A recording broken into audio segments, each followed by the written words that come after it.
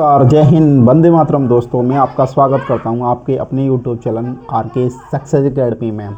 दोस्तों, आज हम सी टेट में RT 2009 के बारे में सीखेंगे। ये जो RT 2009 लागू हुआ था 1 अप्रैल 2010 को लागू हुआ पूरे भारतवर्ष में, लेकिन जम्मू कश्मीर में नहीं हुआ था। ये जो है 135वां लागू हुआ था भारत में। फर्स्ट जो हुआ था नॉर्वे में। इसमें क्या है कि अनिवार्य और निःशुल्क अनिवार्य शिक्षा, ये क्या है सामान्य बालकों के लिए, 6 से 14 वर्ष के बालकों के लिए, 6 से 14 वर्ष के बालक RT 2009 का फ़ायदा उठा सकते हैं। जबकि स्पेशल डिसेबल बालक जो होते हैं वो 6 से 18 वर्ष तक के बालक होते हैं, जिनको अनिवार्य और निःशुल्क शिक्षा प्रदान की जानी चाहिए। ये जो संविधान आर्टिकल 21A में जीवन का अधिकार है, ये जो 86वां अमेंडमेंट यानी संविधान संशोधन बिल किया था। ये सेंटर की बात करें तो सेंटर में 21A, स्टेट में बात करें तो आर्टिकल 45 में DPSP। राष्ट्रपति उस टाइम पे थी प्रतिभा देवी सिंह पाटिल और PM थे मनमोहन सिंह। ये जो आता है अधीन HRD, मानव विकास संसाधन मंत्रालय, उस टाइम पे थे कपिल सिब्बल। RT 2009 की बात करेंगे हम लोग, तो RT 2009 की बात करेंगे तो चैप्टर है इसमें 7। सबसे बड़ा चैप्टर जो है 4th नंबर का। धारा की बात करेंगे तो 39 धाराएँ। RT 2009 की विशेषताएं देखेंगे तो शिक्षकों द्वारा निजी ट्यूशन पर प्रतिबंध है।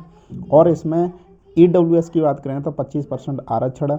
इकोनॉमी बैकवर्ड शेड्यूल 25% आरक्षण सेक्शन 12 में दे रखा है। इसमें इम्पोर्टेंट की बात करेंगे तो इसमें शिक्षक जो है 45 हावर्स वर्क करेगा इसमें, और जिसमें स्कूल की जो दूरी होगी, न्यूनतम दूरी होगी 1 से 3 किलोमीटर दूरी होगी। इसमें क्या है कि प्राइमरी में 800 घंटे और डे की बात करेंगे तो 200, यानी एक साल में यानी 365 दिन में से 200 घंटे वर्क करना पड़ेगा। उच्च प्राथमिक की बात करें तो 1000 घंटे और 365 में से 220 घंटे उन्हें स्कूल में शिक्षा प्रदान करनी पड़ेगी। RT रेशियो की बात करें, RT 2009 की बात करें तो एक जो है यानी एक टीचर होना चाहिए 30 स्टूडेंट। 30 स्टूडेंट पर कितने टीचर होने चाहिए? प्राथमिक में एक टीचर। और 35 स्टूडेंट की बात करेंगे तो 35 स्टूडेंट पर उच्च प्राथमिक विद्यालय में एक टीचर होना चाहिए। यदि किसी स्कूल में 61 प्राइमरी स्टूडेंट है, प्राइमरी में 61 स्टूडेंट हैं, तो 2 टीचर होने चाहिए, एक हेड टीचर होना चाहिए उसमें। ये RT 2009 कहता है। RT 2009 इसमें अगर हम लोग देखेंगे, तो 1 से 60 तक स्टूडेंट होंगे तो 2 टीचर होंगे इसमें। 61 से 90 के बीच में 3 टीचर होने चाहिए। 91 से 120 के बीच में 4 टीचर होने चाहिए।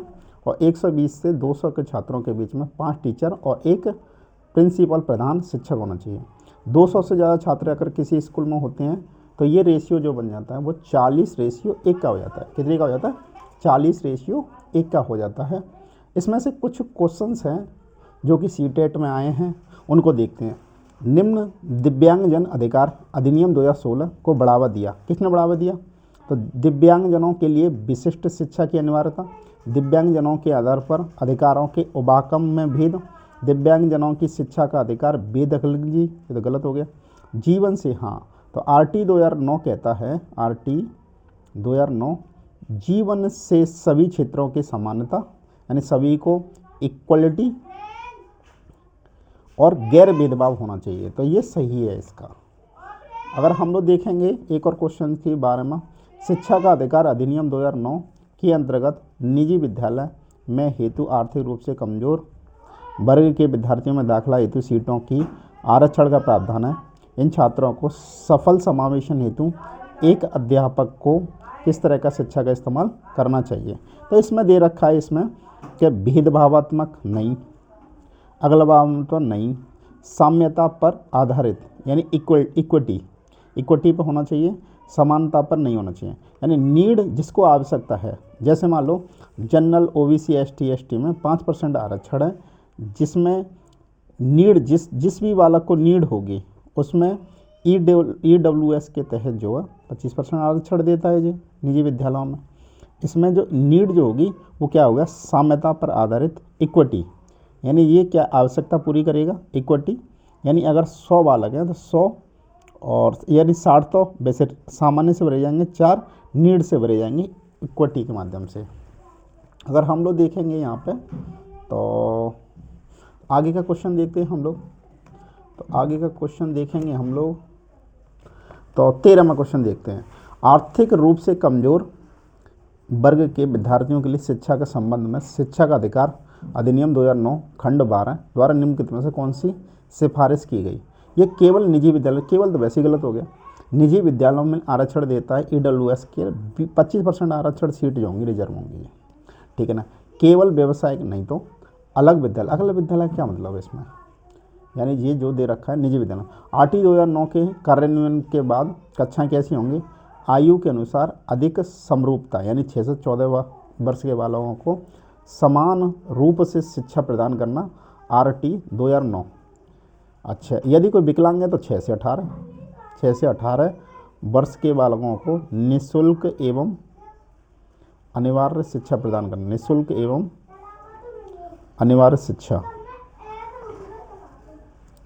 शिक्षा, और 6 से 14 वर्ष के बालकों को निःशुल्क एवं अनिवार्य शिक्षा, निःशुल्क एवं अनिवार्य शिक्षा।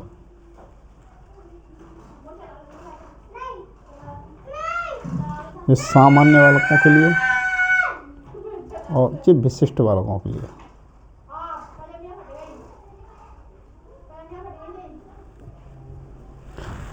ये हो गया आपका RT। धन्यवाद।